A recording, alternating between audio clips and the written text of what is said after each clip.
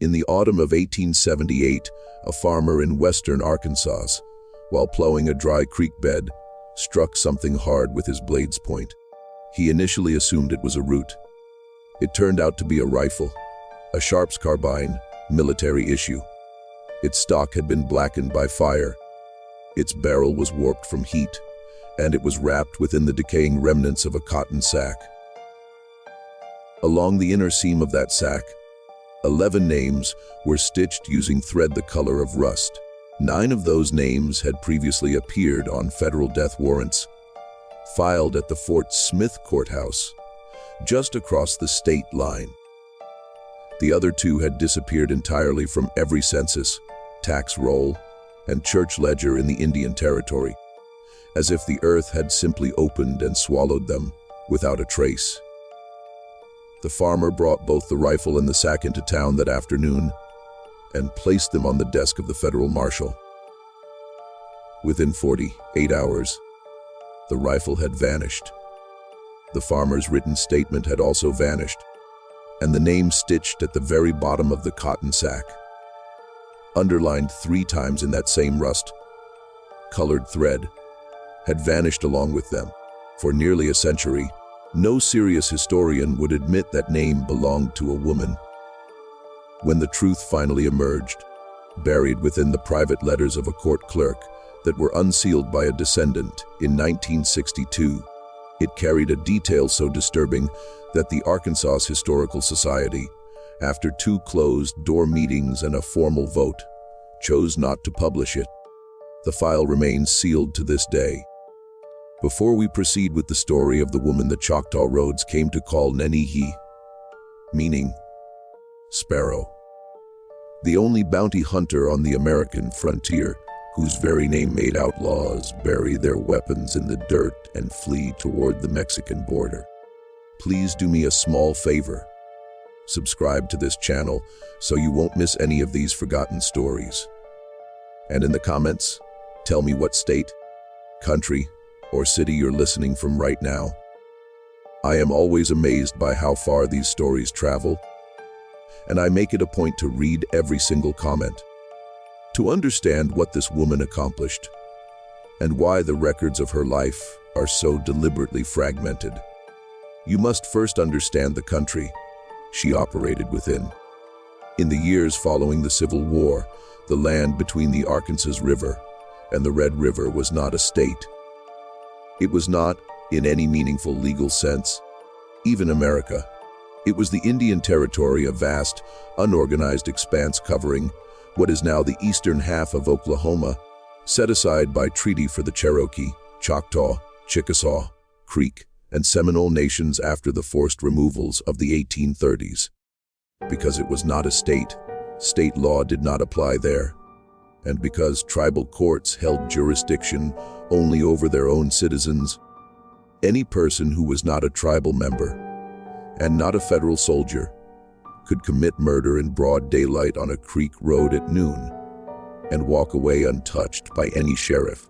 Every outlaw, deserter, horse thief, counterfeiter, bigamist, arsonist, and runaway killer east of the Rocky Mountains was well aware of this. They had known it since the war's end.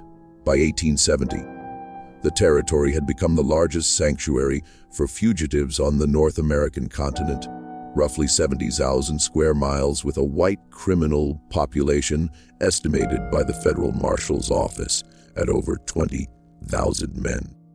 The only law that followed these men into the territory was the United States Marshal Service.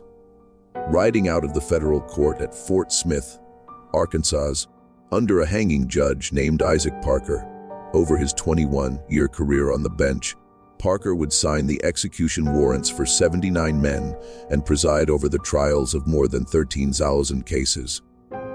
To enforce Parker's warrants across the territory, the marshals depended on a unique class of contracted riders known as deputy marshals, about 200 of them at any given time. Beneath them existed an even rougher class, freelance bounty hunters, paid per living body delivered to the Fort Smith jail, and per corpse delivered with verifiable identification linked to the warrant. The pay was $2 for an arrest, plus 10 cents a mile, plus a share of whatever reward the specific fugitive warrant carried. Most bounty hunters in the territory were Confederate cavalrymen down on their luck, Chickasaw freedmen familiar with the backcountry, Cherokee veterans of the Union Indian Home Guard, still young enough to ride hard, or former outlaws who had struck deals with Parker's Court to hunt their old partners for money. The average bounty hunter in that period lasted about 4 seasons before being killed or crippled. Almost none survived a full decade, and nearly every single one of them was a man. The woman the Choctaw Roads came to call Nanny did not fit a single one of those categories. She had been born into slavery in the Mississippi bottomlands around 1840. She escaped in the autumn of 1864, while Sherman's army was cutting through Georgia 600 miles to the east. She crossed the Mississippi River on a stolen flatboat that winter of her freedom, and by the spring of 1869, she was living alone in a one-room cabin on the border between the Choctaw Nation and the state of Arkansas. She kept a Sharps carbine across her knees, a pair of Remington Army revolvers in a flour sack beside her bed, and a leather cord around her neck strung with 7 small bone beads. How she traveled from a cotton field in Yazoo County to that cabin on that border, and what she did once she arrived, is the question this story seeks to answer. It is not a pleasant question, and the answer, as far as the surviving records allow us to reconstruct it, is far from pleasant.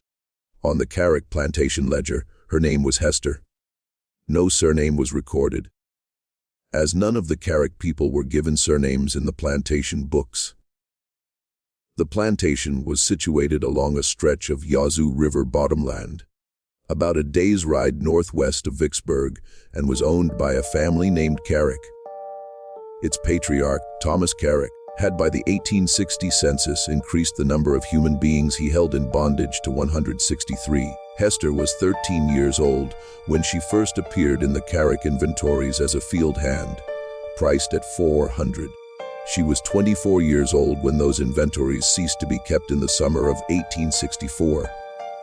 They stopped because by that summer, Thomas Carrick himself had fled south to Alabama with his 2 unmarried daughters, a wagon of silver, and the plantation Bible. He left behind an overseer named Abner Gossett, with full effective command of the property, and the 156 human beings still on it.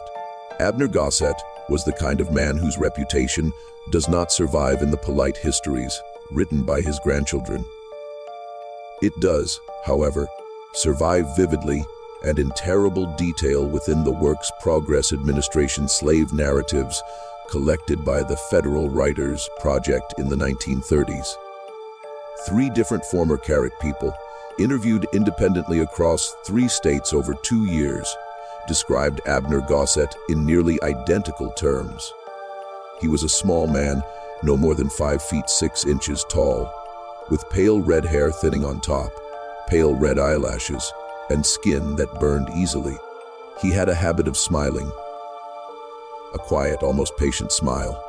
When he gave orders that would cause suffering, he kept a pack of 6 dogs trained from puppies to catch runaways, and he had taught the lead dog to hold a grown man at the throat without closing its jaws.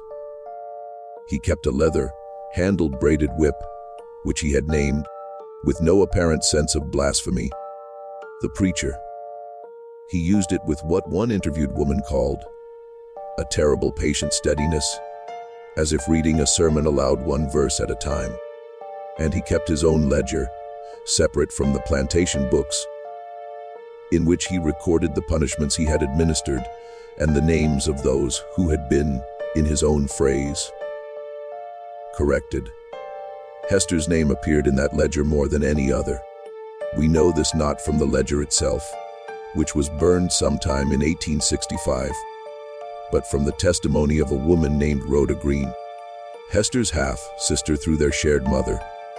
In the spring of 1937, at 91 years old, Rhoda sat on her granddaughter's back porch in Memphis, Tennessee, and spoke for 4 hours into the microphone of a WPA interviewer named Lemuel Cross. The typed transcript, now held in the Library of Congress collection, runs to 47 pages. 41 of those pages are about Abner Gossett. The other 6 detail what Hester did on the night she left. It was the second week of September 1864. The cotton was in. The war was 16 months from its end, though no one on the Yazoo River knew that yet. That afternoon, Gossett had ordered 3 men publicly flogged in the yard for stealing corn. By nightfall, they were locked inside the corn crib itself, a stone, walled, windowless building with a single heavy door, with no water and no treatment for the wounds on their backs.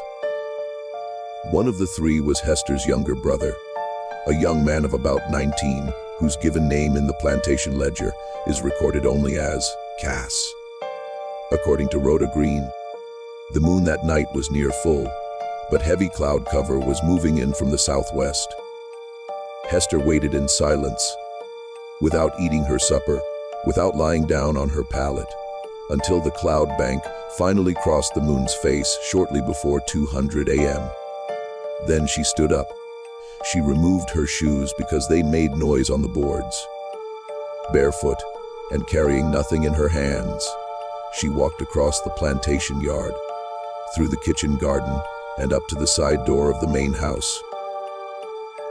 Abner Gossett slept alone in a ground floor bedroom, as his wife had left him 3 years earlier and returned to her mother's people in Tennessee. She did not speak. She did not scream. According to Rhoda Green, she didn't even breathe hard. What she did to Abner Gossett in the following minutes, and with what instrument, the WPA interviewer Lemuel Cross declined to transcribe fully. At that exact point, the transcript contains only a notation in Cross's handwriting. Subject became distressed. Conversation paused 14 minutes. Then a single resumed sentence in Rhoda Green's own voice. She left him where he could be found, but not where he could be helped. Hester then walked back across the yard to the corn crib, broke the iron hasp of the lock with the same long iron bar Gossett had used to bar the door earlier that day, and carried her brother out on her back because he could no longer walk or stand. She laid him gently under a pecan tree on the yard's edge, where a woman named Delphia was already waiting in the dark with a stoneware jug of sweet water and a poultice of chewed tobacco leaves and lard for his wounds. Hester did not stay. She didn't even kiss her brother goodbye. She took Gossett's revolver, his boots, and his thoroughbred horse from the stable and rode north through the cane. By first light, she was in the Yazoo swamp. By the following night, she had reached the Union Army picket line outside Vicksburg. A young corporal in the 4487th Illinois Volunteer Infantry would later write to his wife that a colored woman on a fine thoroughbred horse had walked out of the cane at dusk, a pistol tucked in her belt, with the calmest face he had ever seen. The woman, the corporal wrote, said her name was Hester, that she was 24, that she was not going back, and that she wouldn't say goodbye to her brother, because she was afraid that if she did, she wouldn't be able to leave. The corporal's letter, preserved today in the Illinois State Historical Library in Springfield, is the first document in the United States where Hester appears as a free woman. It is also the last document where she appears under that name. From the Vicksburg picket line, she moved north with Union supply trains, working her passage in exchange for food and shelter. By winter 1865, she reached Cairo, Illinois, at the confluence of the Ohio and Mississippi rivers. There she found work as a laundress in a boarding house for Union officers. And there, according to 2 references in the quartermaster records of the 13th Army Corps, held at the National Archives in Washington, she also served unpaid as a tracker and scout attached to a Union cavalry detachment under Captain Winthrop Haight. Captain Haight was a Vermonter, a Dartmouth graduate, and a daily diarist from the war's outbreak until his death in 1888. His diaries, recovered in 1951 from his family estate and donated to the University of Vermont, contain only 3 mentions of Hester. In the first entry, dated February 11, Captain Haight writes that the colored woman H brought in 2 deserters from the 27th Missouri before sundown without assistance, without firing her weapon, and asked for no payment, only a pair of Army-issue boots in her own size, which I provided.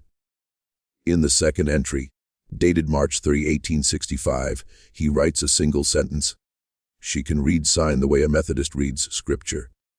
In the third and final entry, dated April 19, 1865, 5 days after Lincoln's assassination and 10 days after Lee's surrender at Appomattox, Haight writes at length.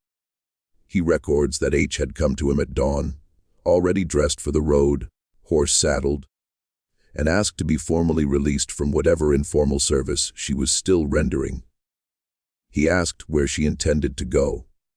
She told him, in words he quotes directly, that she was going to find the man Gossett, whom she had left at Carrick the previous September, and who she had only learned the prior week from a freedman passing through Cairo, had not in fact died from his wounds. He had been found by a Confederate field doctor, nursed back from the brink over the winter, and had since joined a Confederate guerrilla band operating in the borderland between southern Arkansas and the Indian Territory under a false name. Captain Haight wrote that he tried for an hour to talk her out of it.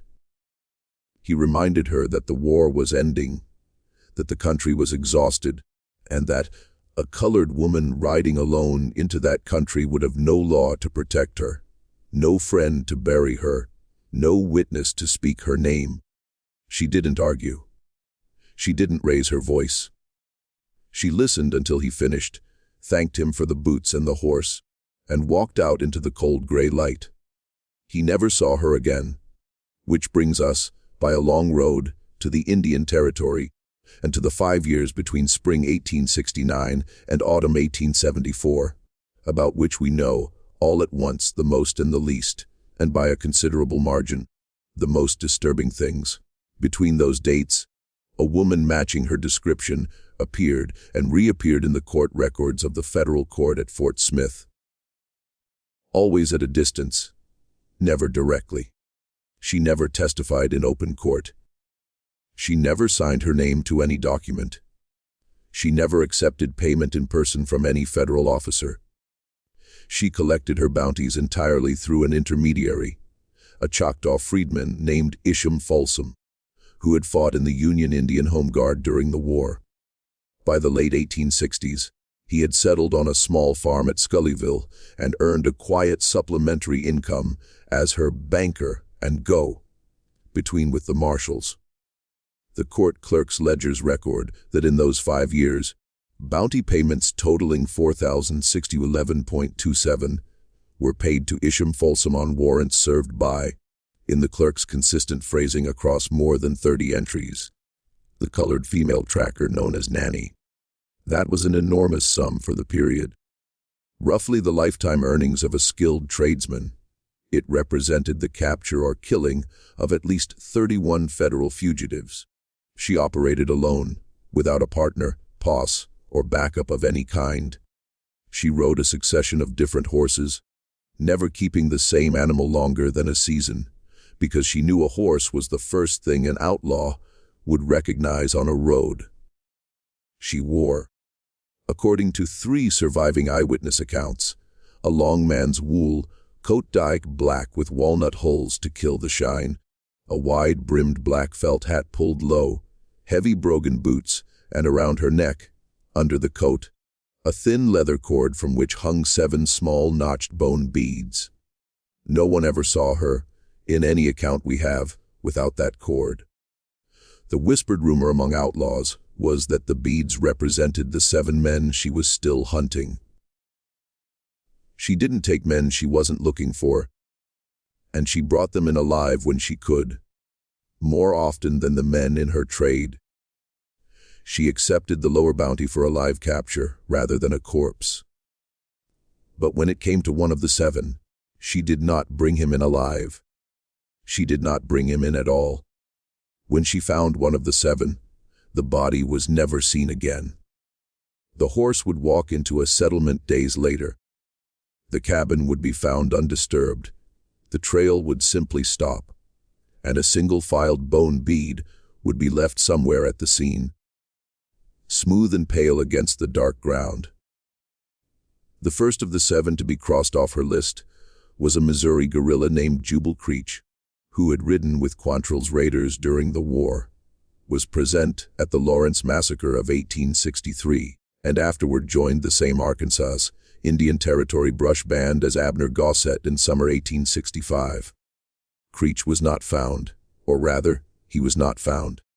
In spring 1870 on the Pine Mountain Trail north of the Kiamichi River, his horse walked into a Choctaw settlement 3 days later. The saddlebags were tied, his rifle was in the scabbard, a full canteen hung at the pommel, and a single bone bead was wedged into the saddle stitching, where anyone unsaddling the animal would find it. The Choctaw light horseman who examined the horse said the bead was a message, though they wouldn't say to whom, from whom, or what it meant. The second was a Cherokee freedman turned horse thief named Wiley Spann, who had joined Gossett's band in 1866 after his own father was hanged for stealing a judge's mule. Spann had developed a particular reputation for violence against women. He disappeared in winter 1871 from a remote log cabin on Black Fork Creek between one evening and the next morning. The cabin, when deputy marshals reached it 4 days later, was undisturbed coffee pot on the cold stove, boots by the door, pipe on the table beside a dog-eared copy of the Tahlequah newspaper. On the table, placed in the exact geometric center of a square of clean white paper, was a single-filed bone bead. Beneath it, written in a careful schoolroom hand, described by several as unusually beautiful, were the names of 3 women and 2 children. A missionary school teacher in Tahlequah later recognized the names as corresponding to 5 Carrick plantation people. 3 adult women and 2 young children, sold away from the plantation in 1861, separated from their families forever. Wiley Spann himself was listed in the surviving bill of sale as the buyer's agent who had arranged their transport south. The 3rd, 4th, and 5th of the 7 fell in quick succession across summer and autumn 1872. I won't detail each here for reasons of length, except to note that in each case a filed bone bead was left where the body should have been, and in each case the man had confessed to some priest, friend, or drinking companion that he had been present at the Carrick plantation during a specific act of cruelty committed against Hester's mother, Temp. In each case, the trail followed by deputy marshals simply ended at a riverbank, sinkhole, or cotton field, as if the man had walked into the ground and it had politely closed over him. By early spring 1873, 2 names remained on Hester's bone cord, Abner Gossett himself, and a man about whom I must warn you. The surviving records are so fragmentary, so deliberately redacted, so carefully and institutionally broken that we cannot even be certain of his real name. The court clerk, Thaddeus Buell, whose private letters to his wife first surfaced in spring 1962, when his grandson opened a locked trunk in Van Buren, refers to the 7th man in a letter written in early summer 1873 as simply, "the man we do not speak of." He notes, with considerable unease, that the marshal's office in Fort Smith had received a direct instruction from Washington, delivered in person by a senior Interior Department official who had traveled specifically for that purpose, not to issue any warrant under any name for any fugitive associated with a certain federal property in Indian Territory. Buell doesn't name the property or the fugitive. He notes only that the instruction troubled him greatly, that he lost sleep over it for weeks, and that in his private view. It had come because someone in Washington, someone high enough to send an official on a special train across 3 states, was afraid of what a certain colored female tracker would find if she continued riding in the direction she was known to be going. Thaddeus Buell was born in Vermont, educated at a small Presbyterian college in Ohio, and came to Fort Smith after the war. His letters to his wife, who remained in Ohio due to ill health during the first 3 years of his appointment, are the single most important primary source on the last phase of Hester's life. They are also the source that the Arkansas Historical Society, meeting twice in autumn 1962, voted by majority not to publish. If you're finding this story as unsettling as I am, take a moment right now to hit the like button below. It genuinely helps these forgotten American stories reach people who would never otherwise hear them. And it tells me specifically to keep digging through the archives for more. And if you already have a theory about who the 7th man was, or what the Washington instruction was protecting, drop it in the comments. I read every single one. Now let me tell you what happened next. Because this is where the story stops being a hunt and starts being considerably darker, and where the records themselves begin to behave strangely, going missing, coming back, being replaced with other records that don't say the same thing. In high summer 1873, Hester went silent for 4 months. There are no payments to Isham Folsom in the Fort Smith ledger from early June through late September. No recorded sightings on the Choctaw roads. No reports of her passage at Arkansas's river ferries, where ferrymen had previously tracked her with some consistency. No whispered rumors in trading posts at McAlester, Atoka, or Eufaula. She simply disappeared for 4 consecutive months in the middle of her most active year. The silence ended on October 14, 1873, when a Creek Nation Lythorse officer named Pleasant Porter, then 23 years old, later to become principal chief of the Creek Nation in 1899, rode into Fort Smith with a sealed dispatch for the federal marshal. It reported that a white man answering Abner Gossett's description had been found 3 days earlier in an abandoned lime shack on the North Fork of the Canadian River, about 40 miles west of Eufaula. He had been found alive, bound to a wooden chair with leather straps cut from a saddle. A square of paper was pinned to his shirt with a sewing needle, bearing 3 words in that same careful schoolroom hand. Not him alone. Beneath the words was a small sketch of a bone bid, and this bead had not been filed smooth. Abner Gossett was brought to Fort Smith under heavy guard, tried before Judge Isaac Parker in mid-November 1873 on 6 counts of murder committed during and after the war, convicted on 4, and sentenced to hang. He was hanged on February 7, 1874, at 1100 a.m. on the Great Gallows in the federal jail courtyard, before a crowd estimated by the Fort Smith newspaper at roughly 800 people. In his final statement from the scaffold, recorded by a reporter and printed the next morning, Abner Gossett did not confess, beg, pray, or ask forgiveness, he said, and the reporter's shorthand preserves this exactly. She should have killed me herself, and she will never forgive herself that she did not, and the man she is still looking for is a worse man than I ever was. And you will never hang him, and you will never even write his name down, because the people who own him own you too. Those were his last words. The trapdoor released. The crowd went home. The reporter filed his copy. And Hester, wherever she was that morning, began the final hunt of her life. That hunt consumed the last 15 months of her work, took her across 3 states, and brought her to something she had not expected to find. Something we ourselves, reading the records 150 years later, must confront as the reason the Arkansas Historical Society couldn't bring itself to publish.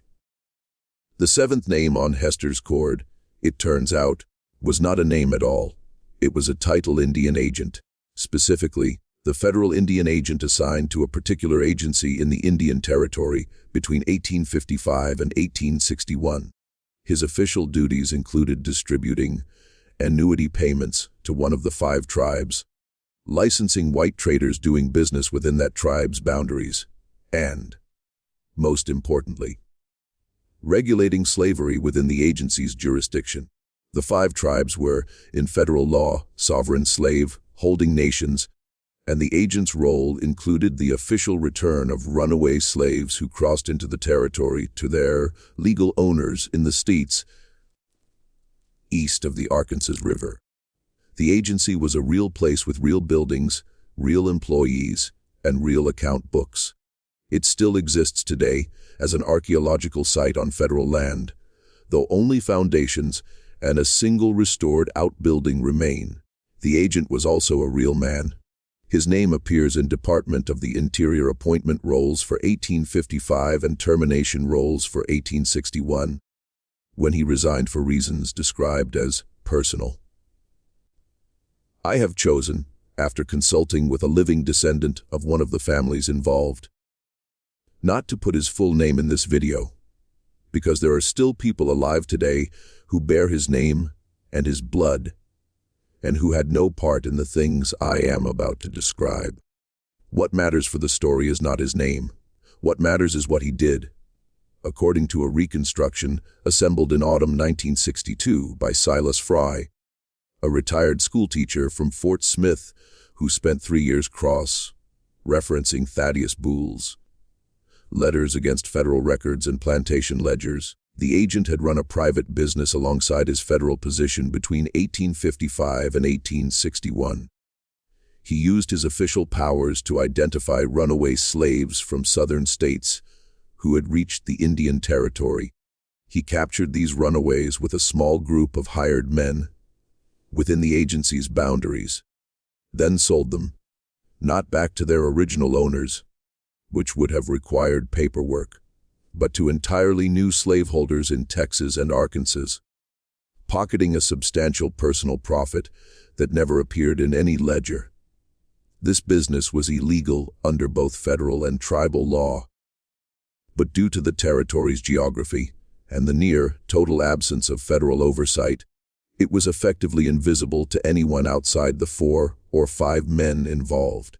Working slowly through 13 boxes of agency records transferred to the Federal Archive in 1861 and never examined by any historian in the intervening century, Silas Fry identified by name at least 34 individuals taken through the agent's private pipeline in those 6 years. 29 of the 34 names were fully recoverable. One of those 29 names, on a bill of sale dated November 17, 1854, was Temp. This was the same Temp who appeared in the Carrick Plantation inventory of January 1855 as a recent purchase from an Indian agency in the Creek Nation for $450. Listed by age, height, and the birthmark on her left shoulder. The same Temp who gave birth 9 months later to a girl named Hester. The same Temp who died at Carrick in late spring 1858 under circumstances the plantation officially recorded as fever, but that the WPA narratives, collected 79 years later from 3 witnesses, describe in terms no serious historian has ever treated as fever. Hester had not known. This is the piece of the story that strikes hardest, and the hardest to write calmly. The records we have suggest strongly that Hester had believed, from her earliest childhood until the late summer of 1873, when she was already 33, that her mother had been born at Carrick, lived her whole life there, died there, and had never seen any other ground. What Hester learned in the late summer of 1873, and what caused her to go silent for those 4 unaccounted months, was that her mother had once, for a very brief period, been free. Temp had been born into slavery on a cotton plantation in Macon County, Alabama, in 1834. She escaped at age 19 in early spring 1853, walking west for 41 nights across Mississippi, Louisiana, and the eastern edge of Texas. She made it to the Creek Nation in late summer of that year. She was alive, free, and safe in the Indian Territory for 10 full months. Then, in early autumn 1854, a federal Indian agent hunted her down inside a Creek freedman's cabin, where she was sheltering, put her in a wagon at gunpoint with 3 other runaways, drove the wagon 180 miles to a plantation landing on the Yazoo River, and sold her to Thomas Carrick for 450 in gold coin.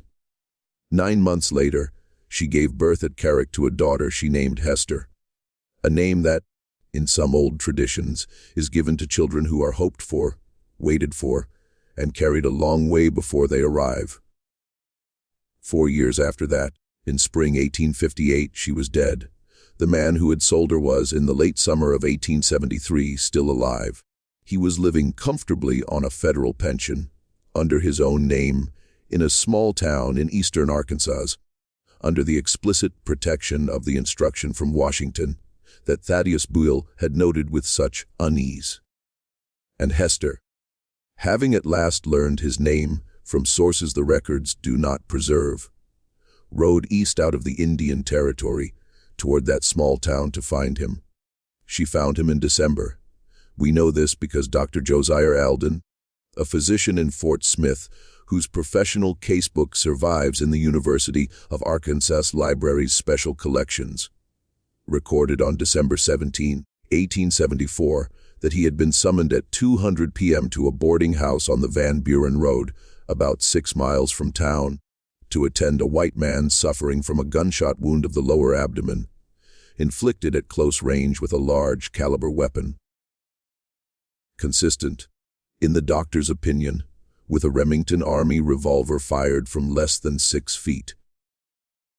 The doctor also described a second wound on the same patient, which he declined to detail, writing only that it was a ritual mutilation of a character so distressing and so deliberate in its execution that I would not commit it to writing in any casebook that might, by any chance, be read by another physician or by a family member of the deceased at a later date. The man died on December 19, 1874, at approximately 4:00 a.m. After what the doctor recorded as the most protracted and horrible suffering he had witnessed in 28 years of frontier practice. The casebook does not record the man's name because, as the doctor notes in a line apparently added later, a sheriff's deputy who arrived late on December 18 instructed him not to record the name under any circumstances, and later returned after the death to take official possession of the body. The boarding house register for that week, recovered in the 1940s from an attic during demolition, contained no entry for the room the doctor described. The page had been torn out clean along the binding. What the doctor did record, in a margin note written weeks later in different ink, was that on the small pine table beside the dying man's bed on the second morning, while the man was barely conscious, he had seen a single-filed bone bead, smooth as river, washed ivory. Beside it lay a small square of clean white paper, and on it, written in a careful schoolroom hand, was the single word, temp. Just that one word and nothing else. Dr. Josiah Alden knew, without being told, in a way he couldn't later explain, that he was looking at the end of something that had started long before he arrived at that boarding house, something that had traveled a great distance and had, on this cold December morning in a rented room in eastern Arkansas, at last come home. He didn't know the beginning. We do. Hester was not arrested. No warrant was ever sworn for the death of the man on the Van Buren Road because officially the man had not died, because officially he had not been there, because officially, under the Washington instruction, he had not existed in the Indian Territory or Arkansas in any capacity since his resignation in 1861. The instruction had done its work. His pension continued to be paid for another 16 years to a post office box in another state, apparently collected by someone. But Hester did not go back to the Indian Territory. She did not return to Isham Folsom at Scullyville. She did not collect another bounty from the Fort Smith court. As far as any surviving record indicates, she never fired a weapon at any person for the remainder of her life. What she did do, according to the last document mentioning her by any name, was buy a piece of land. 80 acres of cut, over timber country in a shallow valley in western Arkansas, about 30 miles northwest of Fort Smith, 12 miles from the nearest town. The deed was recorded on March 11, 1875, under the name Hester Alden. The surname apparently borrowed with permission from the doctor, who had treated her mother's killer, and who seems, from a single surviving letter in the Alden family papers, to have become her unlikely friend in the last weeks of 1874 and early 1875. She paid $160 cash. She built with her own hands and occasional help from 2 black carpenters, a small 2-room frame house with a stone chimney and a good well.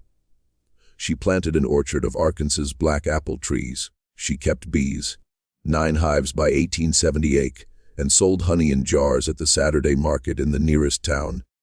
The 1880 federal census records her as a widow, black, approximately 40, occupation farmer, living alone, unable to read or write, which was untrue, but what she told the census taker. After 1880, the trail goes cold.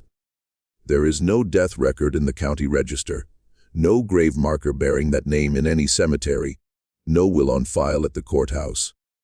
The 80 acres and the house and the orchard passed at some point before 1900 into the hands of a small black Methodist church, which held the land as a burial ground for black Civil War veterans and their families. The church still stands today with about 60 members, the original orchard still bearing fruit each autumn. Whether Hester was buried in the orchard herself, under another name or no name at all, or whether she simply walked one morning into the woods and kept walking, we do not know. We may never know.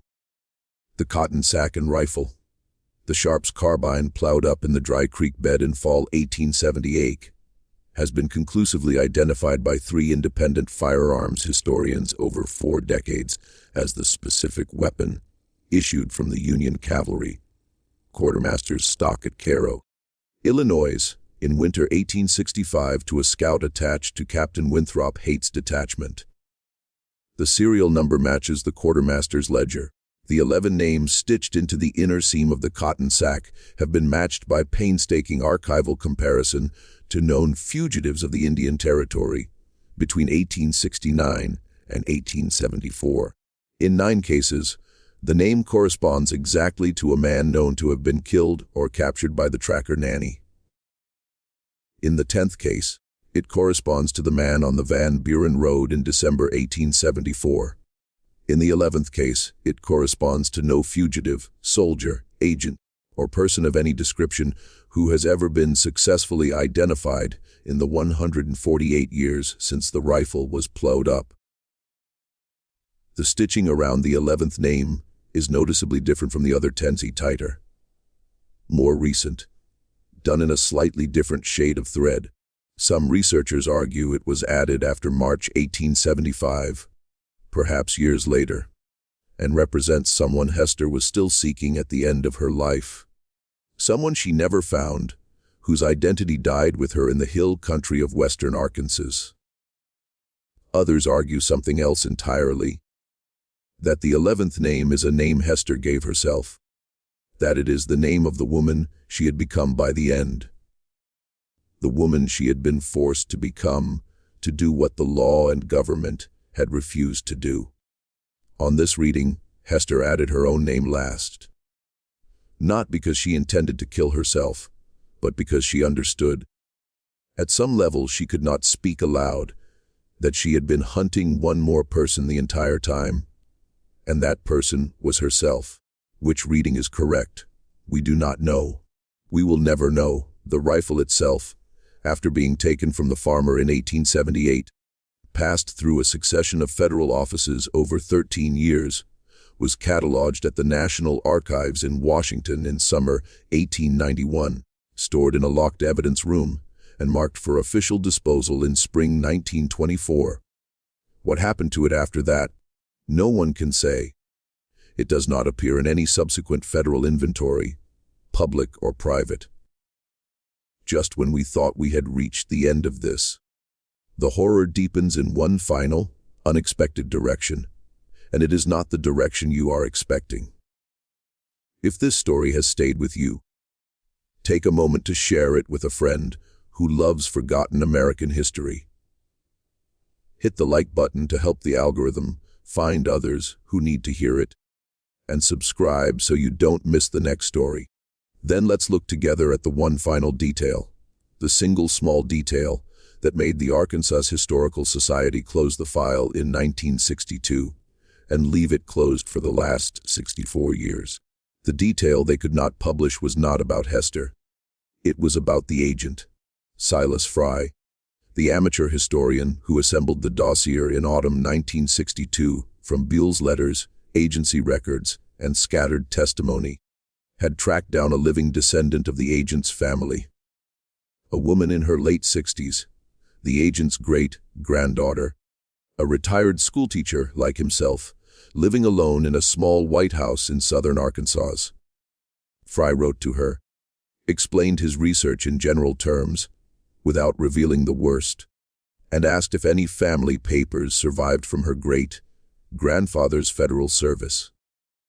She wrote back within a week. There was a trunk in the attic. It had been in the family since the agent's death in 1893. No one had ever opened it, so far as she knew. She invited Fry to help open it. Fry drove down on a Tuesday in October 1962. He spent most of Wednesday afternoon with the elderly great-granddaughter in her small overheated attic, going through the trunk piece by piece. Most of what they found was expected family photographs, daguerreotypes, tintypes, property deeds bundled with ribbon, personal letters tied in packets, a family Bible with births and deaths in 2 handwriting styles. And at the very bottom of the trunk, wrapped in a yellowed pillowcase folded 4 times, was a single small cloth bag about the size of a man's fist. Stitched shut at the top with neat black thread, the elderly woman said her mother, who died in 1941, had once told her when she was a girl of about 9 never to open that bag, without ever explaining why. Fry asked permission to open it. She hesitated, asked if he thought it mattered. He said he thought it mattered very much. She gave her permission. Fry cut the stitches carefully with small sewing scissors her mother had left her. Inside the bag, separated by small squares of yellowed tissue paper so they wouldn't tangle, were 14 locks of human hair. Each lock was tied at one end with a different colored silk ribbon, red, blue, green, black, and others. Each lock was pinned to its tissue square with a small brass pin, and each square was labeled in brown ink in the agent's own handwriting with a first name and a date.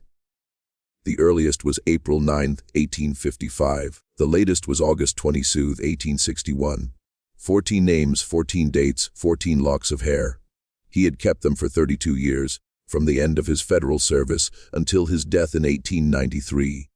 He had kept 14 locks of hair in a small cloth bag in a trunk in an attic, hidden from his wife, his children, and every human being who ever lived in that house.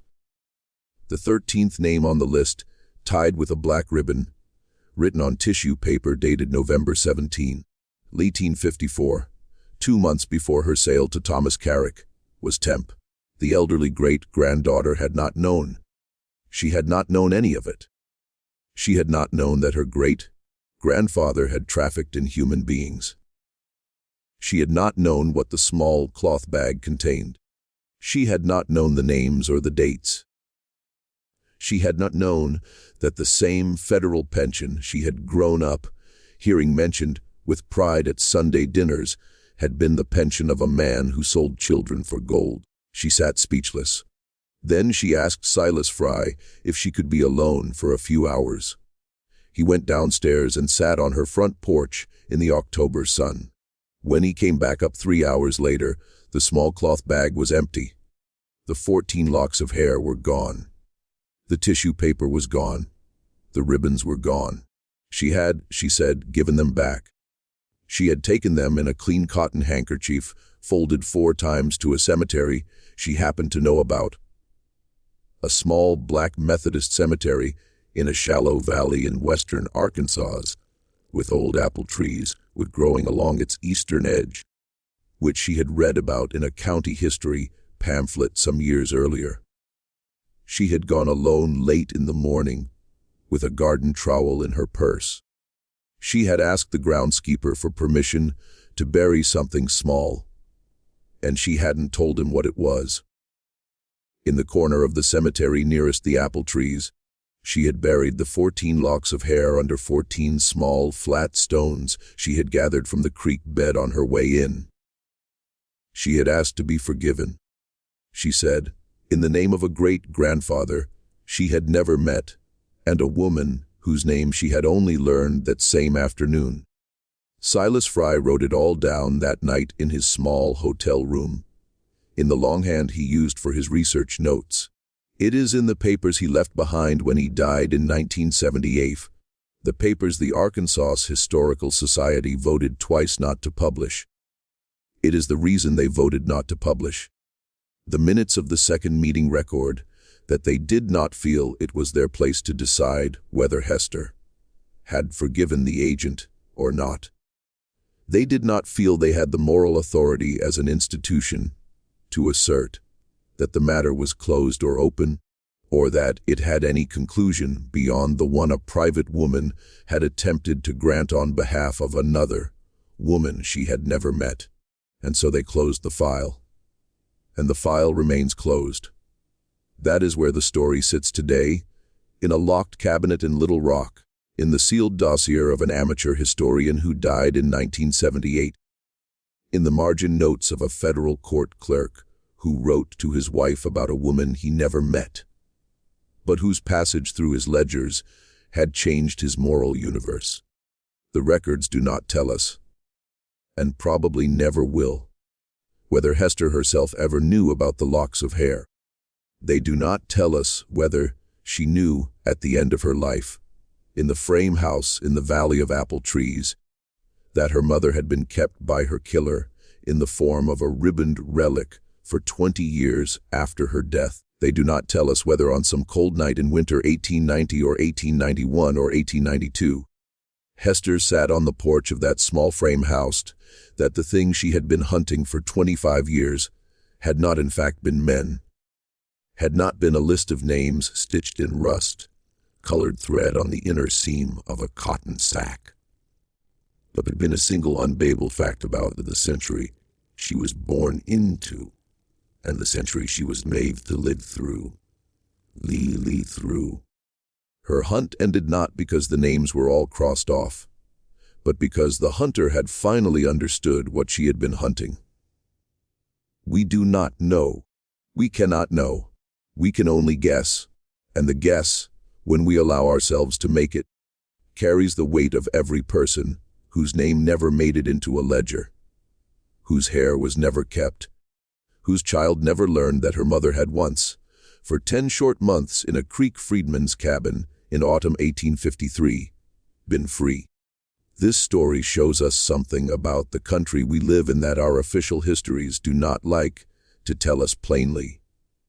That justice, when denied by the law and government, is sometimes taken up in secret by the very people the law and government have chosen to abandon. And when taken up that way, it cannot be called justice in any clean sense, but it cannot be called anything else either. It shows us that the line between hunter and hunted is not always a moral one, and that sometimes the only people who can cross it with clarity are those who have already been across it once before in the other direction. It shows us that a woman written down in a plantation inventory in 1860 as 400 of property could within a single decade make the most feared white outlaws on the American frontier bury their weapons in the dirt and run for the Mexican border at the sound of a name. And it shows us, perhaps above all, That when we are told the records have been lost, or the story cannot be confirmed, or the file has been closed for reasons of historical delicacy, we should always ask who had the power to decide what was recorded and what was lost, and who has benefited in the years since from the forgetting. What do you think of this story? Do you believe Hester was a murderer, a soldier, a judge, a prophet, or something for which our language does not yet have a clean word? Do you believe the Arkansas Historical Society was right to keep the file closed, or should the agent's name be published at last, 150 years later, so the ledger is finally balanced? Leave your comment below. I read every single one, and I argue with some of them. If this story moved you, subscribe to the channel, hit the notification bell, and share it with someone who believes that the dead still have claims on us. I will see you in the next video.